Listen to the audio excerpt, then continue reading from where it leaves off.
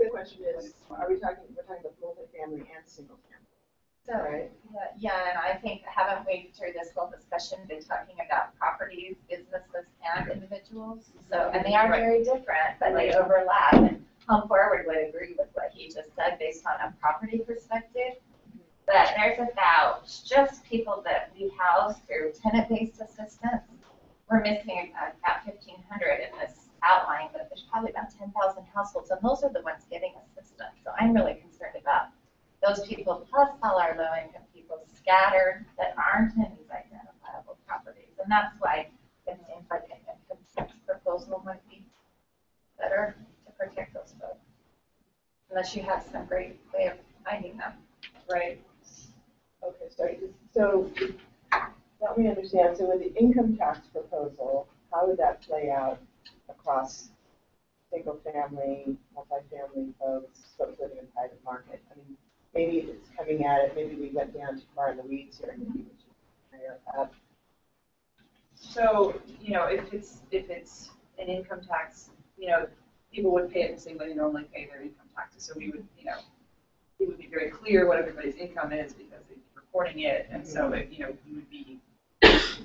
would be people would end up presumably in the right bracket for the rate that we're hoping that so it takes the buildings out of it.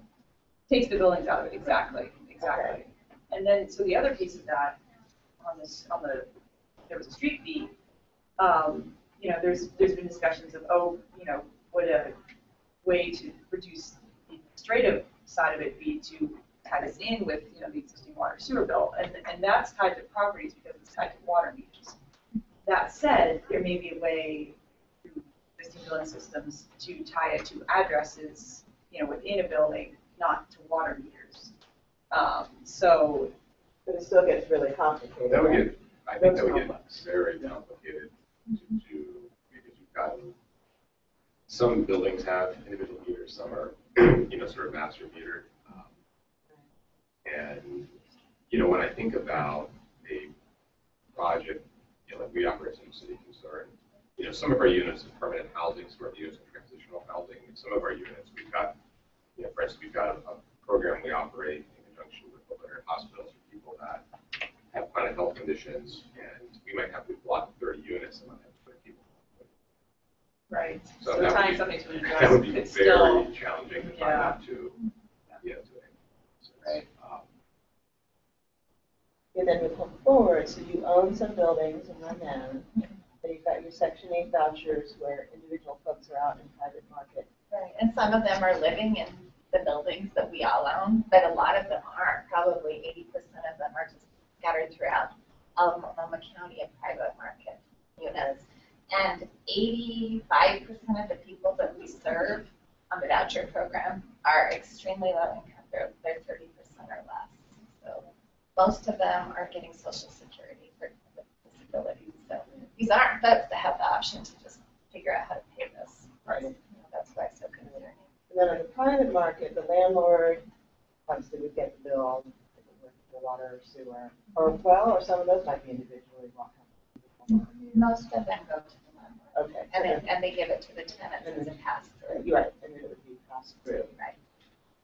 And the reason it's so concerning is just, we have a vacancy rate right now, and rising rents, people can't find places to live already that are low income. Just one more thing. If there's a way to think about this and do it better. It would seem like, just from it would seem like an income tax proposal, at least from the mechanics of both the nonprofit side as well as on the city side in terms of monitoring that and doing that would probably be cleaner. Of course, then you get into the question of, exactly what those rates are and where the cutoffs are and all of that kind of discussion. But it would probably be easier on all parties to actually handle that.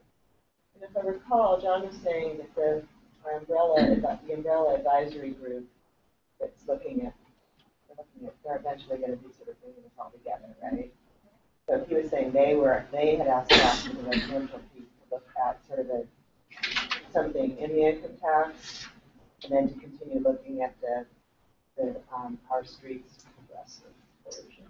But what I'm hearing here, it sounds like given the complexity of the different ways in which folks are housed in regulated units that a business, an income tax, sounds like the most, both less complicated and also less likely to put super vulnerable residents. Yeah, I would say that. I guess what I would recommend is if TBOT is going to be advancing two proposals, that on the proposal that would be tied to a multi-family property, that you take a look at at least allow for there to be a set assessment based on the regulated units in the property. So that, for instance, and PBOT will need to think this through a little bit, that would allow a nonprofit that can document that, let's say that the units in a given building are at 40% NFI, then they could be exempt, for instance, from the program. I think the conversation there would be the open market.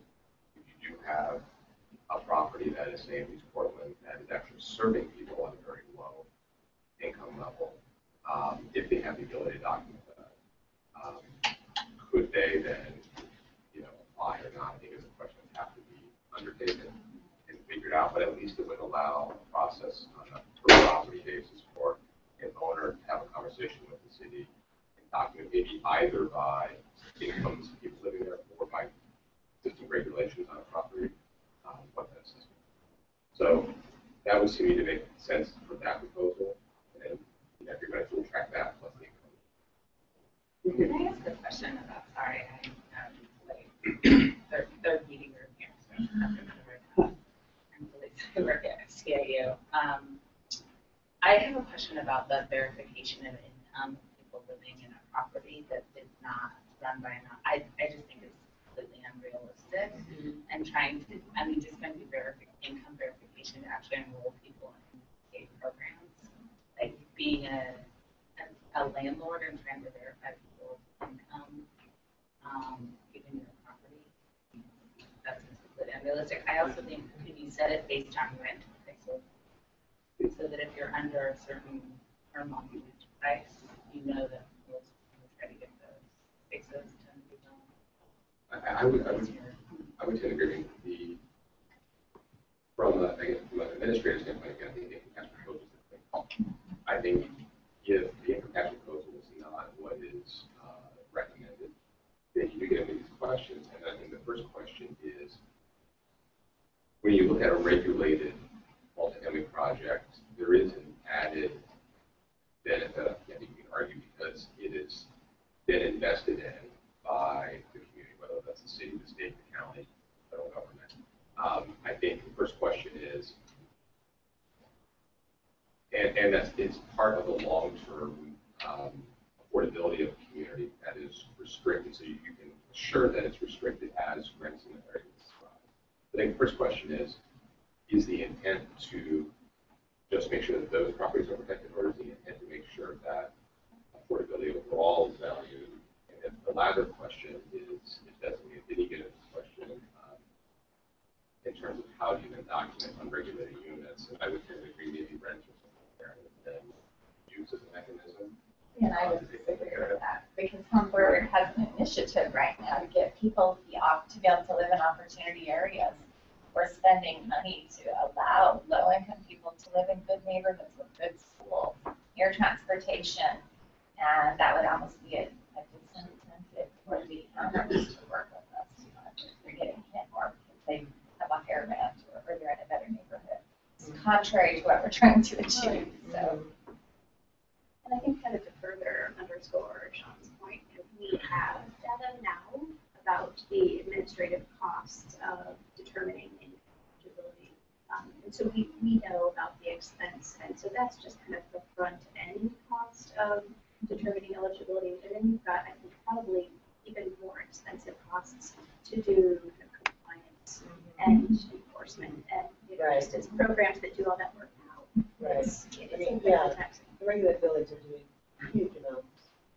You don't want to go there. I was trying to figure out a way that if the city would really make a recommendation how to go on through it. I would agree.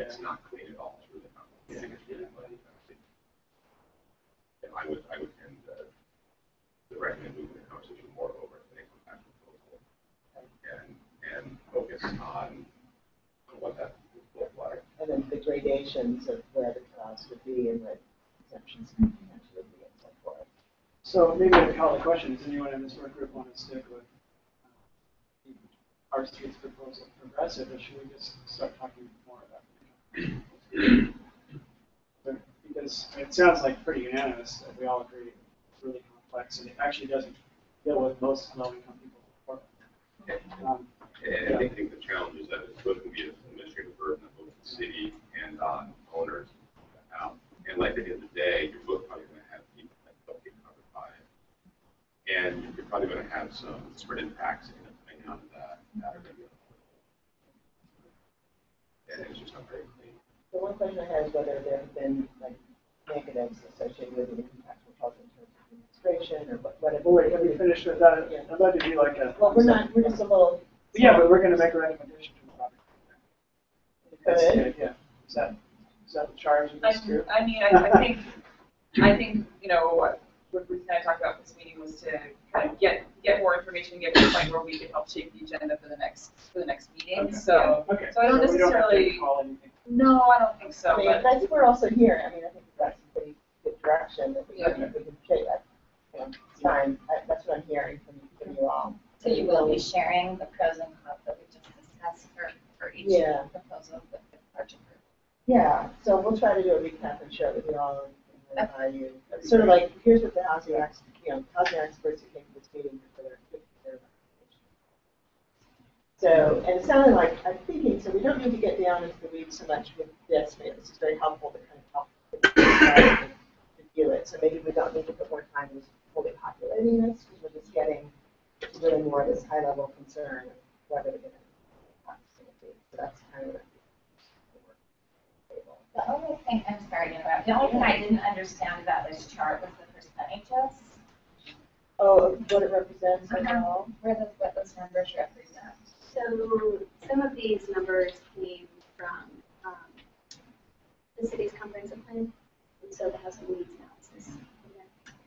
So you can see those there, and then some of them are just really very rough numbers based on total rental units that we are estimated. Oh, okay, so this is the percentage of all breakdown of how much is represented in each category. Right. And so, of course, Yeah. that was the secondary. Well, and then the point being, of course, that the vast majority are regulated private market. So again, we have the things that would be, I'm trying to understand, so with the water bill scenario, there could potentially, if there were progressivity with it, potentially an individual private market landlord with affordable units would be trying to figure out or document or verify unit level. Right.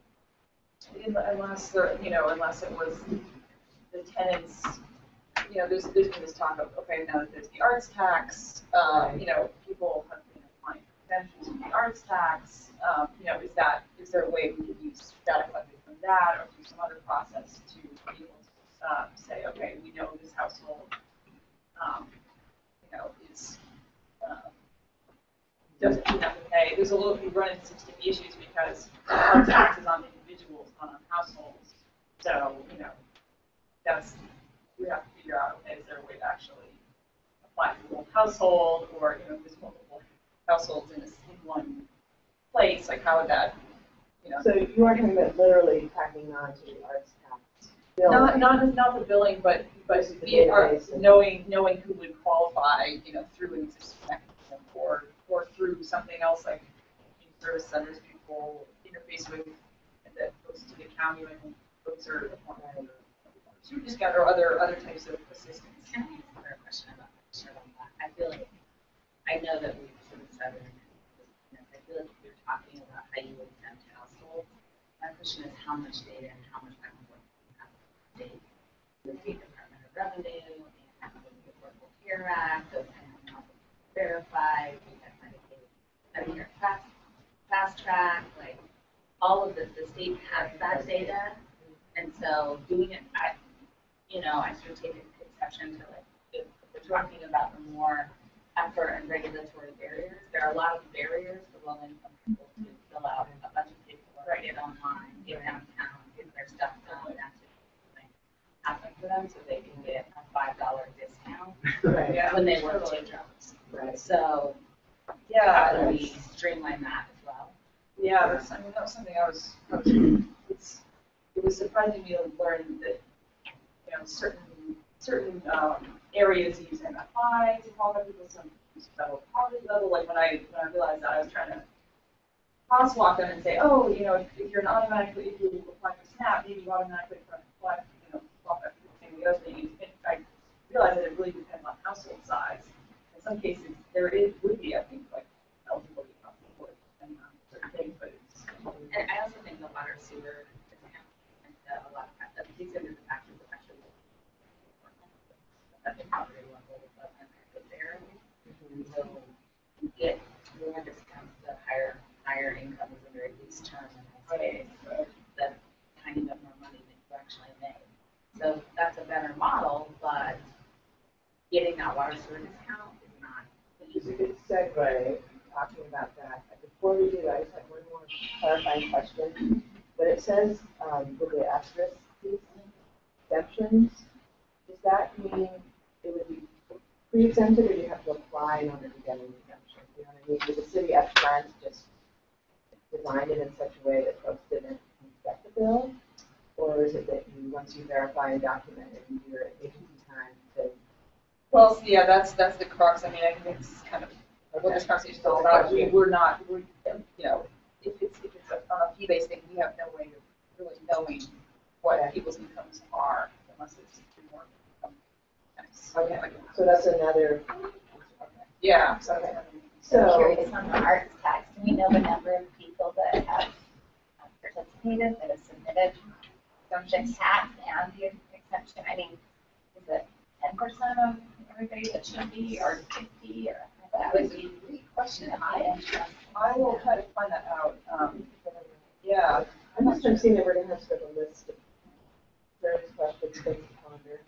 I don't know that we'll figure it out, but you brought up the water and sewer, which is super helpful, so we can segue. So part of what got sort of added to our groups charge was to figure out together this existing, really great single family, as I understand it, the single family water sewer discount program that's serving folks. The thought being, okay, when we're talking about all these different fees, is there a way to sort of have something that's more holistic? And as I understand it, you all tried a multifamily pilot, had some complexity.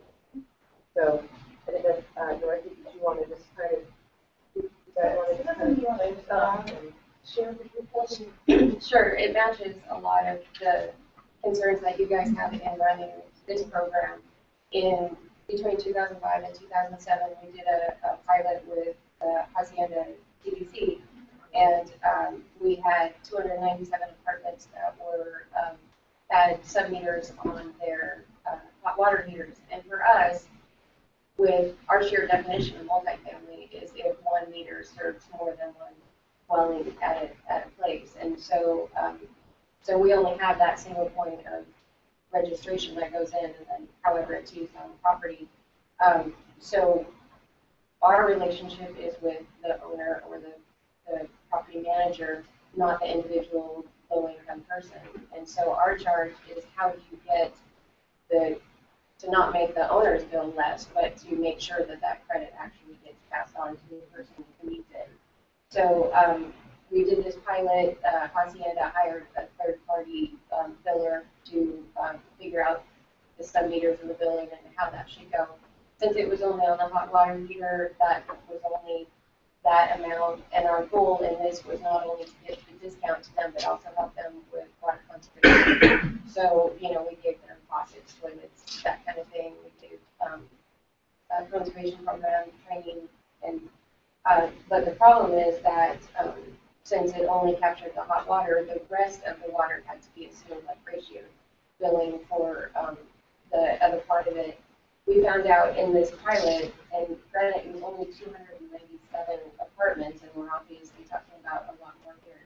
But in some cases, we found that the discounts weren't passed on to the renter by the third party. It was difficult to get information from the third party because, as you say, we have vacancies, we have people coming in and out. So that person there is changing all the time. The occupancy reports and billing reports weren't always shared timely. There's poor record keeping. But the biggest challenge that we face, that we still face today, that we would have to figure out is that DES has to meet their federal rate setting regulation, and a condition of that in order to receive APA grant money. And so before that they can get permission to give a discount, we need to make sure that the discount goes directly to the person, not to the landlord, in hopes that they pass it through. So we also tried in 2000 to work with the housing authority at that time, and they didn't want the administrative hassle, just like it's difficult for us to have the administrative hassle to, cut 40 checks or however many, so that you assure that it gets to the actual low tenant. So it was just all the administrative nightmare that you're talking about is exactly what we faced. We've tried it twice. We look at it every, few years to try to figure something out, and haven't gotten there yet. We're definitely not alone in that. 5 years ago, Washington, D.C. did a study of the 50 largest by population cities, and out of we did 54, but 34 of them didn't even give discounts. And the 16 that did only give single family for that very reason. You can look at Seattle. Seattle does give discounts on the water bill or for the water bill, but it's only because they bill electricity as well. And since the individual units have their own electric bill, they have that ability, but we don't have that ability. So the struggles we talk about are exactly what Did Hacienda have those water heater meters already, or did they already have them?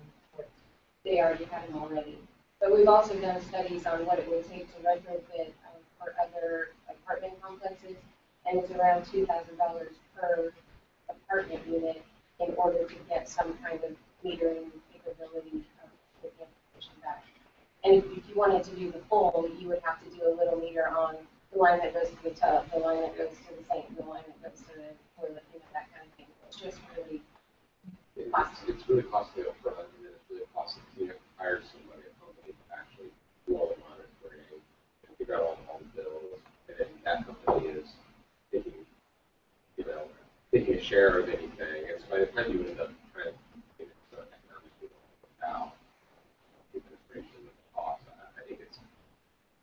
I think it would be very problematic for high-end street to get the water. So, very complicated for the whole thing. Jumping on that for a second, sorry. I was just looking at some stuff. I don't know if people have seen the federal rate Washington model. I'm just looking at last week. They basically have like the rebate kind of concept, where somebody can say, it's a big hurdle for a lot of them to do probably. But what they would allow you to do is basically say, if I provide some information that I'm living, that there's a way that they were able to make that connection and provide something.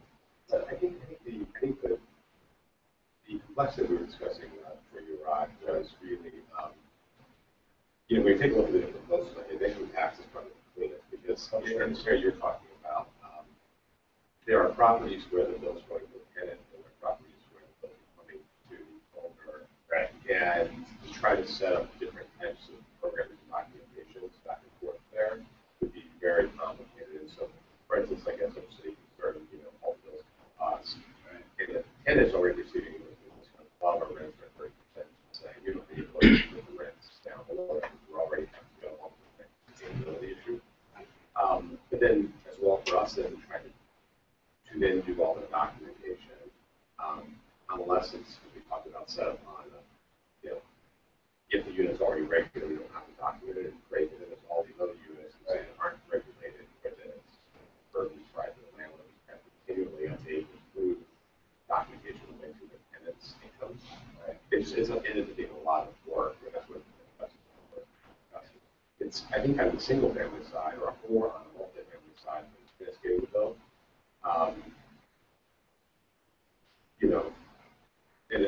And the efforts on the tenant, obviously, and the tenants that are able to do that effort, great, but there are going to be some that, I think it's just, there's there's a lot of complexity on that level. So I'm sorry, think about is how exactly, so for the existing part of the single family, it's available that you find out about it through, I think there's like solutions or county or different places, but you're going into other services for information. That's one of the. Well, yeah. Usually, I mean, typically, we'll have a customer call, difficulty paying their bill, and we ask questions and say, did you know about? So, we take over 1,000 calls a day, every day. So we have that opportunity to counsel people and what they can and, what's available to them. But certainly, we have brochures, it's on our website, we put in bill stuffers, all of that stuff. And then there's a process they have to go to verify their income, and to apply, to get the discount, but there's also that emergency. Right. Yeah. With Yeah. your I think that there was a little, what you said that we're applying a little bit on the water bill, is that if you were a tenant, that savings wasn't passed down. So in the hospital that the experiment, that was project for doing. So if our goal is that low income people are not paying this, that's putting it on the water bill is still not much. And let's be honest, like Hacienda is regulated, it's, one of the people that we would consider, I would consider sort of a non-profit regulated group. So if you count on Central City, absolutely. You count on El Ford, that's the, but they're 70% of the market is not those regulated. So if the regulated groups can't figure out how to pass it through, what do you think? So it's like, to figure it out, and have one more thing. Trying to make the balance sheet. Yeah, trying to make their nonprofit work. Well, if they're the ones who receive the bill and they get the bill discounted no matter what, it doesn't really matter. I mean, it doesn't matter if they're a tenant, it should, but it could not matter if their tenant gets it or not, because the end result is they got a cheaper bill just by sheer having on their property. And so that's the hard part of making sure it's where it needs to go. I'm curious about the federal aid programs and Northwest Family. Yeah. How do they tie the rebate to an actual percentage reduction for the bill, or just kind of a They send us, the way I read it, and I read it last night, so, might not be totally accurate, but they were sending chat. We got chat, I don't know. But that is based across all the different, or a bunch of different. I'll send out and again, when I read through it, the form that they're having people fill out, I was kind of like, whoa, there's a lot of boxes to fill out, but it's interesting that it's out there. It's just one of the met yesterday, Jim Hagerman, finance director, who was but in BES, to just kind of talk a little bit more about kind of where we were. The sense that I got from him, and again, is Sam, his last name, there as well, is that they're still really interested. I mean, the idea of getting the intent of getting the low income people that live in multiple families, it's a big deal. And if we get more and more, regardless of what happens with the street. And so, I think the sense I got from him was pretty encouraging of like, there may be some things you have to do, like establish that relationship in the database of some of these properties. But over the long term, we were talking about $500 in credits if we go into facilities per year. At least from his perspective, it was nice to hear this from words of or anything, but a sense of this is still worth talking about. Again, the group may say, we don't want, we like an income tax way more than we like a street fee for transportation. But it seems like there's another conversation that's out there, especially with this much multifamily as we're going to have in the future. I mean, it's the future for Portland. Figuring out how this low income tax credit will work, even though it's, Water Directed BS is an awesome program, the best in the country, and we may not find an answer. I got the sense from him that he was still encouraged to dig in. So there's the existing single family, okay, so direct interaction with the single family, of a low income single family. So on the multifamily side, it can be potentially like a relationship with a regulated owner that's that big water bill. Right? And it would be added to. Well, I talked to Jim Ackerman yesterday, and I think we're using two things. The Kayenta billing system bills for water and sewer. Okay. And so those bills go out, that's the program we have.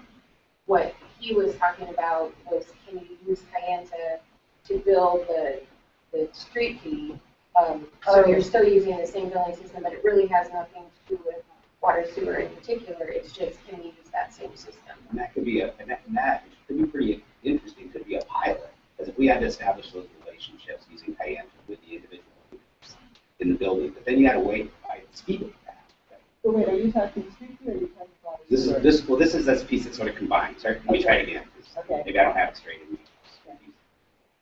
When we were setting up the street fee, we decided in the Kayenta system, I don't know how complicated this is, but it's reasonably complicated, but that instead of just having a tie with the water bill to the property, that we were going to establish, hey, there's a bunch of units in that building that we're now going to be charging a street fee to. So we have to have this relationship set up. But once we have that relationship set up, now we can start providing the rebate back to those people because we have that connection now.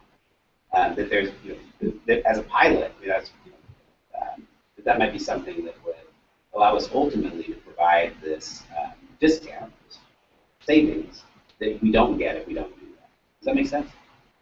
Really expensive pilot. Right, and it's also unclear when the water bill's coming to the owner, and you're trying to set up a relationship with the tenant. The bill's coming to the owner. I guess I'm. But so I think in this case, though, you'd actually create a new grass strips associated with it. Right, but And then- there's no water here. Right, so this would be, so the water bill sort of the tenant building owner, but now you have this other way to control the tenants. Because you have all of So the city's gonna try to outreach to all those tenants. that. I mean, I'm just trying to explain In this. the meantime, the bill's coming to me. Yeah, no, I agree. You need to assume you can get it out to you. Yeah. But I guess yeah, I guess, maybe sort of a question of what success might look like. I mean, if you, right now we're providing nobody in the low income. Is there something, again, we may on the street decide to go another direction, but why wouldn't we want to get it to as many people as possible?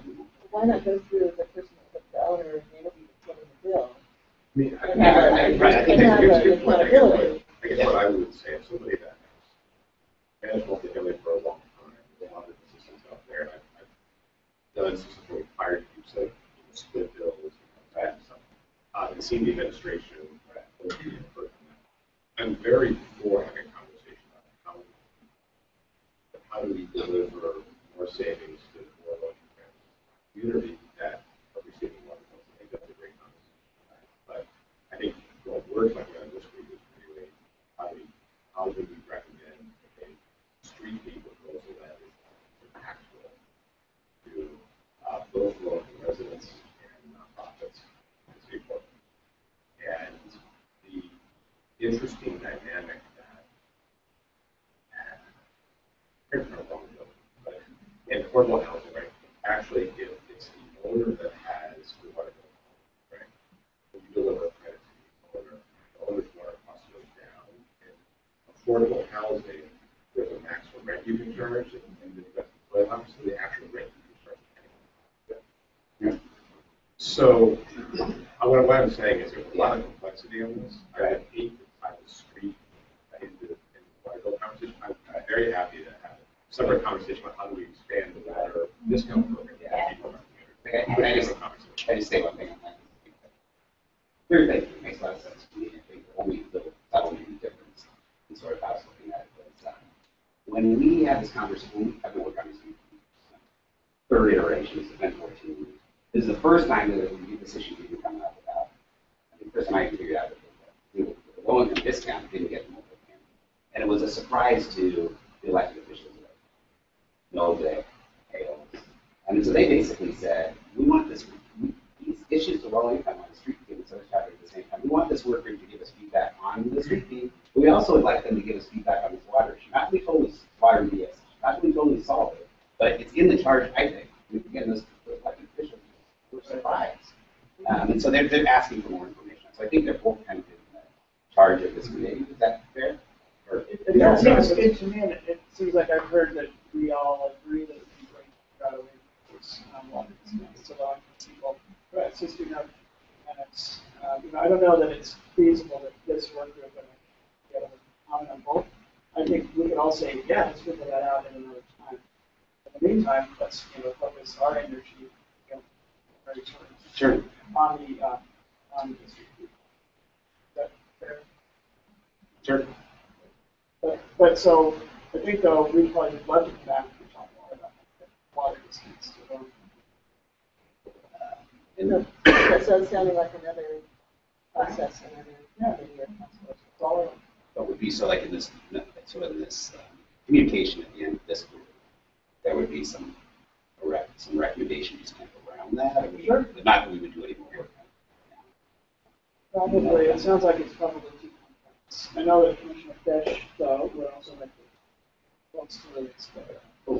Can I just ask a basic question? Is the water bureau on a quarterly basis or annual basis as part of the bill sitting on the commissioner program? This is part of We do it right in. Yeah, we, every time somebody moves in, welcome packet goes out, and anytime a notice goes out, on the back of the bill, I mean, it's not the best place, but every piece that goes out to residents. I would really like to be involved, because I have some great ideas on how to try to link voucher holders to the water reduction, maybe as an incentive for them. Yeah. So maybe we should touch base just with elected folks and staff and just make sure that if there doesn't feel like, if they would like us to get a little farther down the road, or if they're okay with, yes, we want to study more, but there needs to be another. So we can. Sorry, I just didn't you decided that we do a little more work. I would love to be involved in a separate group focused on water. Yeah.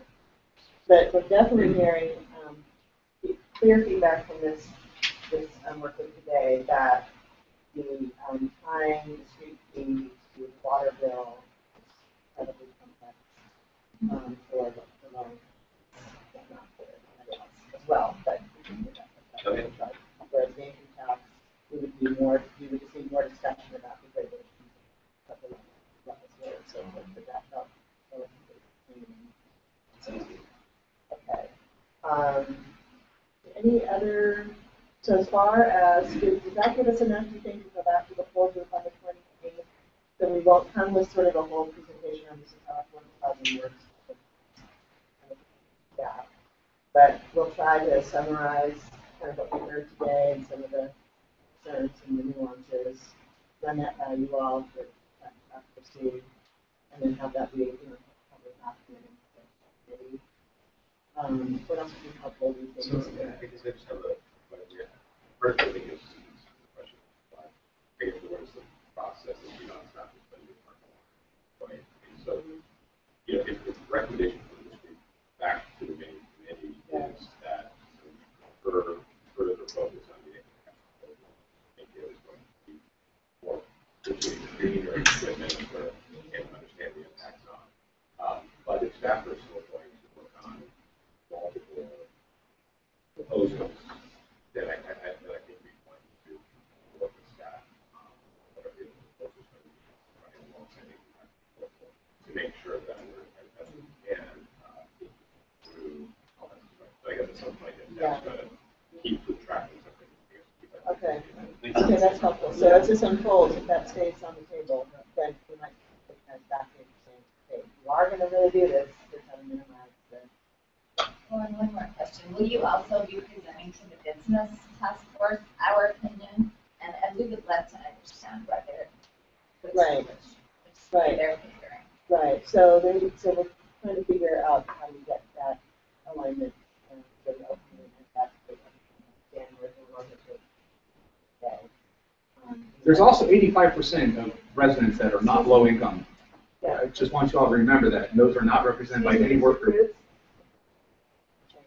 So, so we will definitely be, that's part of the challenge. Okay.